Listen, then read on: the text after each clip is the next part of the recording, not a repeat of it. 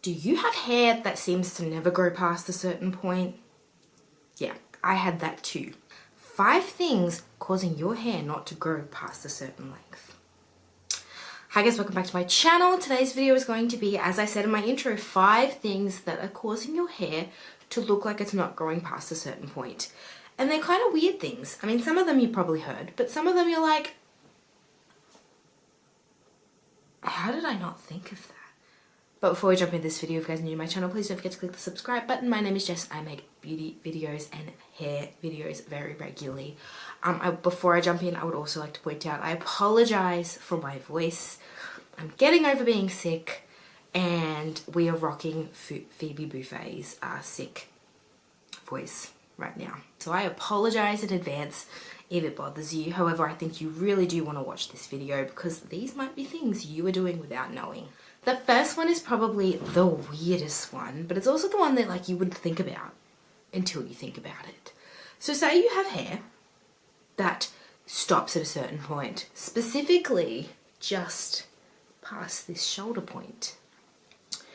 And you think, why won't my hair grow that far? Why won't it grow past my shoulders? Why does it keep snapping, breaking, getting stuck there? And then I want you to think about how you carry your bag. Do you have a backpack? Do you have a big handbag, big tote, heavy bag, whatever you do?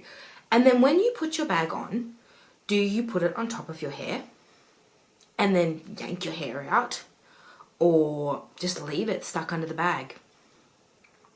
Now, if you do those things, you could be causing friction damage.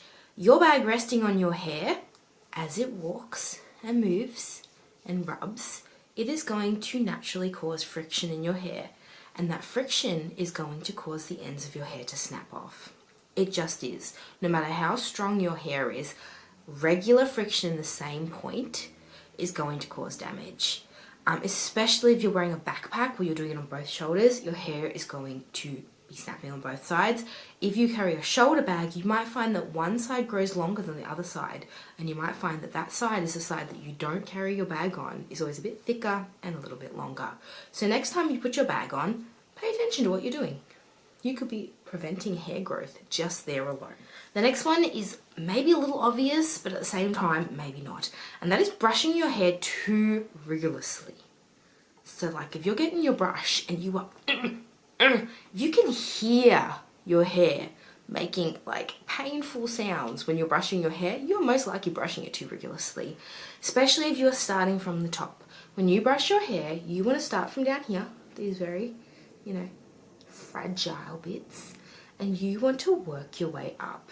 Now, don't brush upwards. I mean, like, brush downwards, but from down here. You know what I'm saying? Because if you're going to brush from up here, and you're going to brush really rigorously, by the time you get to the bottom of your hair, not only have you pulled all those knots up from here, but all these fragile ends are going to just snap off if you're just brushing them too hard, because your hair is not as strong as you think. Not conditioning or oiling your hair regularly. Now, you might think, but I have oily hair. No, you still need to condition and oil your hair. Just don't touch your roots.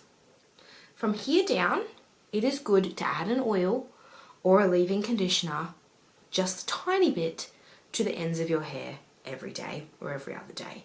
It is so incredibly important to make sure you are moisturizing your hair very regularly, especially if you have dry or color-treated hair, because your hair is constantly going to be soaking and absorbing anything you put on it. So you might find you put oil on it down here today, and by tomorrow that oil is completely absorbed. Do it again, because the drier the ends of your hair are, the more susceptible they are to breakage. Not trimming your hair when you need it. I'm not saying you have to always trim your hair. Someone who says that you need to trim your hair every 6 to 8 weeks, unless you want your hair to stay at the same length, that is not necessary. I cut my hair twice a year, max twice a year. However, when I do need to cut it is when my ends are starting to look split or frayed, or when you put your hair all together and you see, I've just had my hair cut so you won't see it, but I might insert a picture here, and you see that there's thinness at the end that doesn't have the fullness that the rest of your hair does. It means it's time for a trim. If you don't trim your hair when it is needed, then that breakage is just going to keep moving up your hair shaft. It's just going to keep getting worse. And it is going to overall make your hair look thinner and less voluminous and more damaged. And finally, number 5, why your hair feels like it's not growing past a certain length. And this is for all you guys that heat style your hair. And that is leaving your heat tool on your hair too long. So say you are straightening your hair and you're going for that perfect straight look, and I get you, you want sleek straight hair. Don't leave your straightener too long on the ends of your hair, and don't keep going over those ends.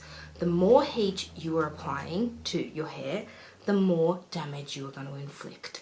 I'm not saying you have to stop heat styling altogether. I'm not saying that at all.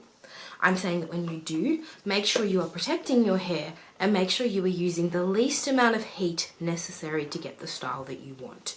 So I'm saying that when you use your curling wand, have it on the lowest heat setting that your hair manages, and only leave it on there until your hair is warm to the touch.